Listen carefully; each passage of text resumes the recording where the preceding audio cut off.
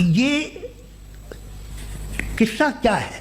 اب آپ یہ دیکھیے کہ مجھے کبھی کبھی لگتا ہے کہ جو فٹ بال فائنل ہوتا ہے، لاکھوں لوگ ہوتے ہیں، پھر وہ ٹی وی کور کرتی کروڑوں لوگ، اگر اس میں خدا کی ایک بومنگ آواز آ جاتی میں گاڈ ہوں، تو سارے لوگ ابھی سن لیتے اور ٹی وی پہ بھی سن لیتے، قصہ ختم ہوتا۔ یہ اتنی رازداری کیا ہے کہ تم سامنے کچھ تو ثبوت دے دو ہمیں سالڈ۔ یہ کہ صاحب یہ یونیورس کیسے بنی، اس سے مسئلہ کیا حل ہوگا؟ میں پوچھوں گا آپ سے خدا کیسے بنا؟ کیوں نہیں پوچھوں گا کیسے بنا؟ بلکہ وہ تو کائنات سے کہیں زیادہ انٹیلیجنٹ ہے، کائنات سے کہیں زیادہ جی وہ ہمیشہ سے آپ کہیں گے میں مان لوں گا۔ اچھا دویم، وہ قادر المطلق، یعنی قادر مطلق کا مطلب اومنی پوٹنٹ، جو چاہے کر سکتا ہے، آپ کو نوکری دلوا سکتا ہے، آپ کی اچھی جگہ شادی کروا سکتا ہے، آپ کے پڑوسی کا مقدمہ ہروا سکتا ہے، آپ کو جتا سکتا ہے، سب کام کرتا ہے۔ اچھا اللہ موجود ہے یا نہیں ہے ایک بچہ بھی بتا دے گا آپ کو۔ کیا بتائے گا؟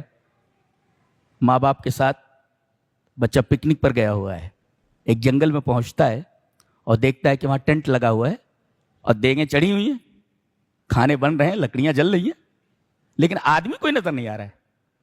بچہ فوراً اپنے ماں باپ سے کہے گا امی ہم لوگوں سے پہلے ہی کوئی یہاں آ گیا ہے، دیکھو ٹینٹ لگا لیا اس نے، تو کھانے وغیرہ بن رہے ہیں، کھانا بن رہا ہے، لکڑیاں جل رہی ہیں، ٹینٹ لگا ہوا ہے۔ یہ اس بات کی دلیل ہے کہ کوئی نہ کوئی وہاں موجود ہے۔ ایک بچہ بتا دے گا کہ یہ ٹینٹ لگا ہوا ہے، کھانے بن رہے ہیں، لکڑیاں جل رہی ہیں، کوئی نہ کوئی موجود ہے۔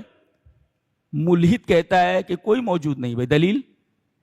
نہیں موجود ہے، نہیں موجود، یہ تیرا دعویٰ ہے، نفی نہیں، یہ تیرا دعویٰ ہے۔ اللہ موجود نہیں ہے یہ تیرا دعویٰ ہے، سو برڈن آف پروف یعنی بار ثبوت مدعی کے اوپر ہے۔ دلیل تو دے اللہ موجود نہیں ہے، دلیل نہیں ہے۔ ایتھیسٹ کے پاس دلیل نہیں ہے اللہ کے موجود نہ ہونے کی، کہ اللہ موجود نہیں ہے، اس کی کوئی دلیل ایتھیسٹ کے پاس نہیں ہے، ملحد کے پاس نہیں ہے۔ آدمی زیادہ سے زیادہ یہ کہہ سکتا ہے مجھے معلوم نہیں کہ اللہ ہے یا نہیں، یہ کہہ سکتے ہو، لیکن اللہ نہیں ہے یہ دعویٰ ہے۔ اگر یہ دعویٰ ہے تو برڈن آف پروف، بار ثبوت تمہارے اوپر، تم ثابت کرو کہ اللہ موجود نہیں ہے۔ اور سائنس یہ کہتی ہے کہ میٹر کو پیدا نہیں کرتا، یہ قاعدہ ہے۔ یہ گلاس ہے، میٹر ہے، یہ میٹیریلسٹک ہے، یہ میٹر ہے۔ اب بولو زندگی بھر اس کو رکھتے رہو، ہاں، لیکن یہ گلاس دوسرے گلاس کو پیدا نہیں کر سکتا، یہ قاعدہ ہے۔ یہ میٹر کو پیدا نہیں کرتا، میٹر ڈزنٹ کریٹ میٹر، یعنی میٹر کو پیدا نہیں کرتا، یہ سائنس بھی اس کو مانتی ہے۔ اور دوسرے خود بخود کوئی چیز نہیں ہوتی، یہ بھی سائنس مانتی ہے۔ خود بخود کوئی چیز نہیں ہوتی، سائنس مانتی ہے۔ اور میٹر کو پیدا نہیں کرتا، یہ بھی سائنس مانتی ہے۔ تو جب میٹر موجود ہے تو پیدا کرنے والا موجود ہونا چاہیے، اور وہ بھی میٹر نہیں ہونا چاہیے، اس لیے کہ میٹر کو پیدا نہیں کرتا۔ لہذا اللہ تبارک و تعالیٰ کی جتنی صفات ہیں مخلوق کی وہ صفات ہو ہی نہیں سکتی، بالکل الگ ہونے چاہیے۔ خالق بالکل الگ ہونا چاہیے مخلوق سے، لہذا خالق کے لیے مخلوق کی مثال نہیں دی جا سکتی کہ اس تک پہنچنے کے لیے ہمیں رسی کی ضرورت۔ اللہ کیا پاگل پنا ہے یہ۔ الحمدللہ الذی خلق السماوات والارض، اور جسے فطرت بھی یہ کہتی ہے۔ دنیا میں کوئی آدمی کھڑا ہو کر کے کہے کہ ہم نے آسمان کو بنایا، ہم نے زمین کو بنایا، لوگ کہیں گے پاگل ہے یہ۔ میں ہی کھڑا ہو کر کے بیان کروں کہ میں نے آسمان کو بنایا، لوگ کہیں گے پاگل ہے تو، تیری پیدائش سے پہلے زمین اور آسمان تھے۔ جی تو کیسے کہہ سکتا ہے میں نے؟ تو کوئی نہیں کہہ رہا ہے کہ یہ آسمان میں نے بنائے، یہ زمینیں میں نے بنائی، یہ پہاڑ ہم نے زمین کے اوپر کھڑے کیے۔ جب کوئی نہیں بول رہا ہے، ایک ہستی بول رہی ہے کہ میں نے پیدا کیا ہے، تو تمہارے پاس کیا دلیل ہے کہ اس نے نہیں پیدا کیا ہے؟ وہ یہ نہیں ہے۔ اللہ اکبر۔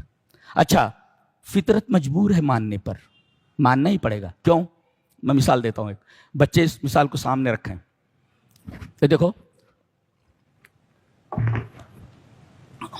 ریل ہے، ٹرین ہے، یہ پچھلا ڈبہ ہے، جی ٹرین یہاں پر ختم ہو رہی ہے، جی یہ پچھلا ڈبہ ہے، پچھلے ڈبے کے بعد ایک اور ڈبہ ہے، اس کے بعد اگلا ڈبہ ہے، اس کے بعد اگلا ڈبہ ہے، اس کے بعد اگلی بوگی ہے، اس کے بعد اگلی بوگی ہے، اگلی بوگی۔ اب میں پوچھتا ہوں یہ پچھلے ڈبے کو، پچھلی بوگی کو کون کھینچ رہا ہے؟ بولے اگلا ڈبہ۔ اچھا اگلے کو کون کھینچ رہا ہے؟ اس اگلے والا۔ اس اگلے والے کو کون سا ڈبہ کھینچ رہا ہے؟ اگلے والا۔